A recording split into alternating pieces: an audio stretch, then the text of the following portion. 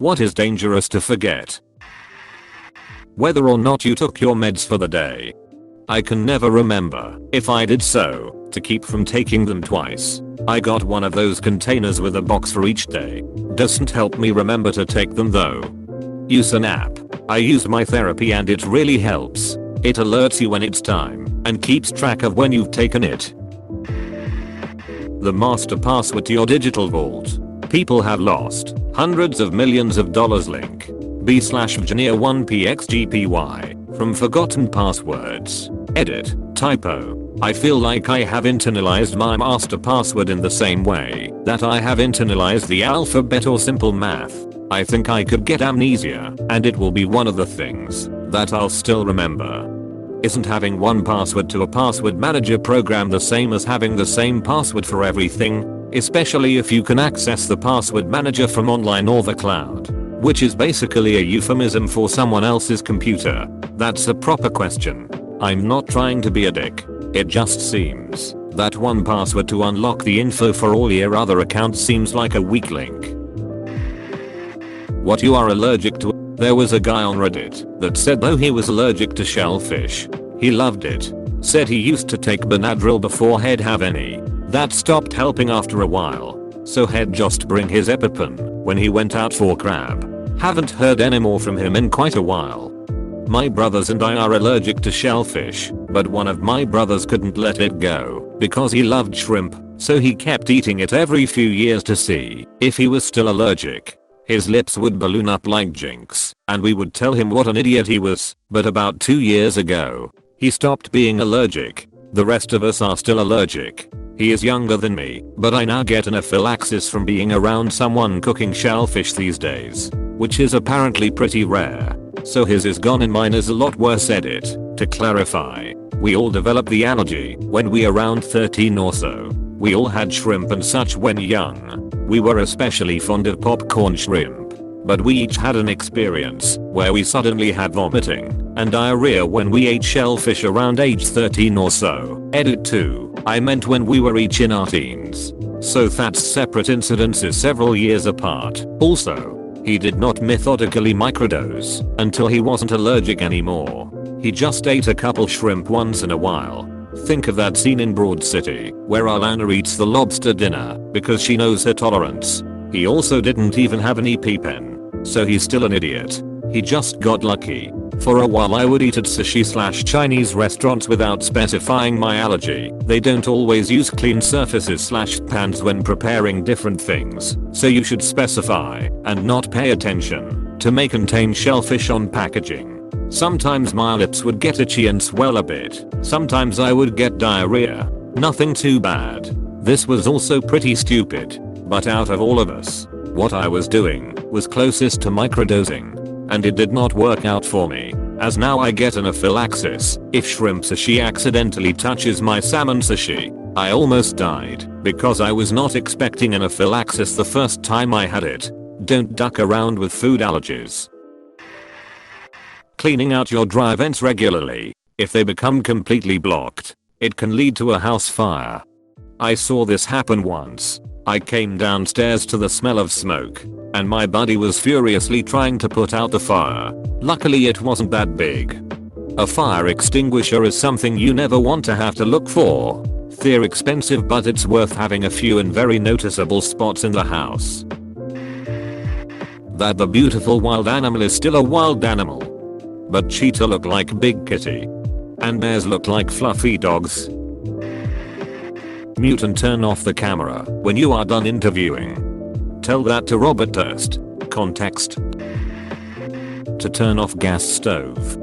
There's a Simon and Garfunkel song about an old man that lives by himself and is very antisocial. One night he leaves the gas on, leaves the windows closed, and dies in his sleep. Edit. It's a most peculiar man. A most peculiar man. That you had something in the oven. Or the toaster. My sister once said to me, "Can you check the bread I put in the toaster?" When I opened the kitchen door, the smoke was so intense, I couldn't see more a couple of feet. Turns out, she put bread in the defective toaster some 20 minutes before asking me. It only took 2 hours to get rid of the smoke and a mere 2 weeks to get rid of the smell. Yeah, but how was the bread? That you're driving. Oh shit. Thanks for reminding me. I had a coworker that used to joke that he would never text and drive, only send work emails. Really funny guy. Great turnout at his memorial. Installing a carbon monoxide detector. Oh shit, I need one of those. Plot twist. You already bought one, but forgot because of amnesia from co poisoning. Do not put water on a grease fire. Do not put water on a grease fire. It will make the fire grow. If you have a grease fire, place a metal lid or flat pan over the source of the fire to deprive it of oxygen. Turn off the heat source. If you can't do a lid, pour baking soda on it. Edit. Also salt and damp dish towels. From commenters. Salt works really well too. You know that salt sprinkling meme guy? I'm just imagining me doing that, but over a big gas fire. Thanks for the tip and the mental image. Under the right circumstances, electricity can kill you instantly, and unless you're an electrician, you probably don't know what the right circumstances are. Always touch possible electric hazards with your knuckles. If you touch your fingers, the jolt might cause you to grab onto the hazard. Edit. Okay, well, obviously the best case scenario is to not touch it at all.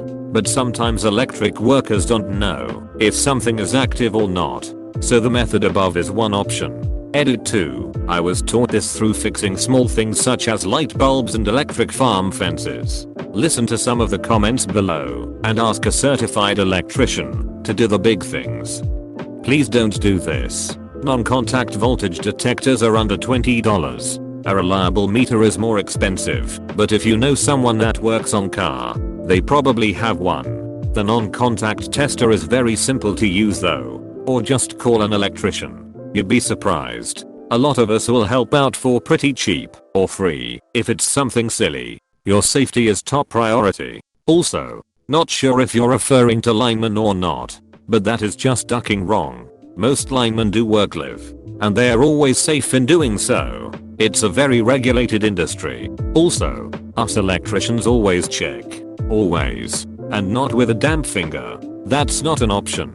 Not once was I ever taught to put myself in senseless danger. A lot of my work is on live circuitry, but I always check for power first and turn it off if I can. If I can't, I know how to work safely. If your electrician doesn't know if a circuit is live while they work, he's not an electrician. Check licenses. Express your concern for safety. We won't be offended. Edit. A journeyman's license in the US means 4 to 5 years of school, a 4-year apprenticeship, registration with the state, and enough code knowledge to pass a tough FKN test. Also, in my state you have to renew every 2 years and take a 10-hour code update class. I'd rather hire someone with an apprentice card than no license at all. It at least means they're being taught how to work properly. I still have clients that I started working for as an apprentice. That you shouldn't just mix whatever cleaning supplies you have available. Some of it can form a deadly gas and kill you ASAP. Ammonia and chlorine bleach specifically, a very real danger. Also, don't put bleach cleaner in your toilet bowl without flushing. There's some ammonia in your waste, and even though it probably won't kill you, it probably won't feel good. Edit. I should clarify that you aren't going to create a chemical weapon with a teeny amount of ammonia in your pee. If you're passing out, it's probably more from the bleach fumes. Any possible gas created will be more of an irritant than deadly. Also learned, don't mix bleach and cat piss. Thank you all for telling me a lot of stories about accidentally peeing into bleach filled bowls / bleaching your litter box / otherwise harming yourself with cleaning chemicals. Keeping good dental hygiene really bites you later on if you're not careful. I grew up in a household that didn't teach dental hygiene. 32 and on Wednesday I start my first of 6 procedures to get my mouth fixed. 6k worth of work. So nervous, but so excited for the future. Edit. You all are amazing. Thank you for your kind words. Dental hygiene is so important. If you're nervous with expenses, believe me, of all people, this whole ordeal has stressed me out the last 10 years. Never having dental insurance. Always working in the restaurant industry. I told my new dentist this 2 weeks ago. He said, You would be really surprised. There might be a dentist out there that has a legitimate plan for those that can't afford it. Hygiene was something that my parents, for whatever reason, thought their kids would just figure out on their own. We didn't.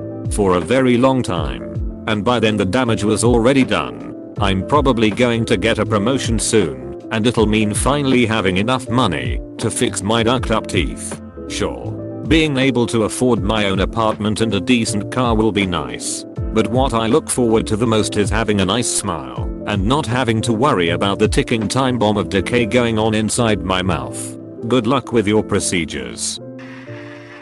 When the warning label on something reads inflammable, it means that it's highly flammable. It will burn easily, not otherwise.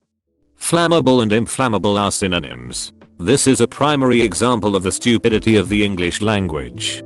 Ever heard about the German word umfahren? It can be used to say driving around something and running something over. It is its own opposite. The face of your father. That never ends well. Stares in Gunslinger. Cries in terrible movie adaptation. Your parachute. You don't need a parachute to skydive, you just need a parachute to skydive twice. It's hard to argue with that assessment. That you're not wearing the pants with the keys, but went to the store in your joggers for like once in your life because you were hungover.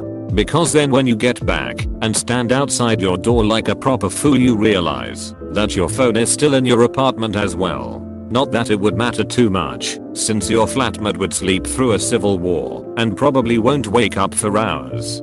Did you end up getting in the house, or did you have to start your life over with nothing but the joggers? I repurposed the joggers into a tent and have set up a small shop outside the building that was formerly my residence. I make a living out of selling leeks that I have grown out of the groceries I went out to get that fateful day. It's been 5 years. My flatmate has not woken up yet.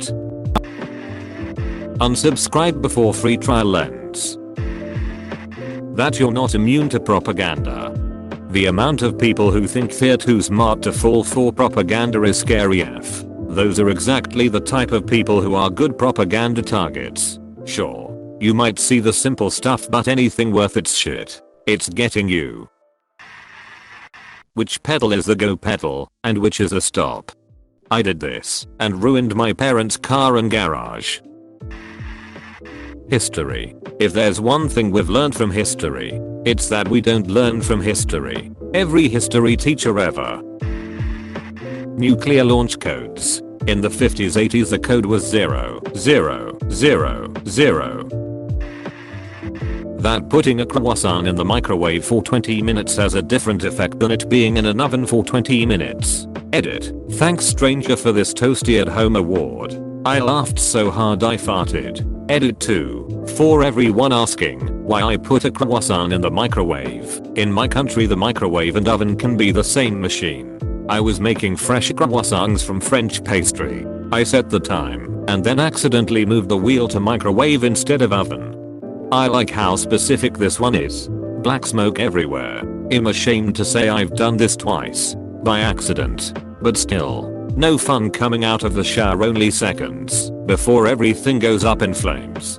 Close calls. Hey, thanks for watching, and don't forget to subscribe for more daily Reddit videos.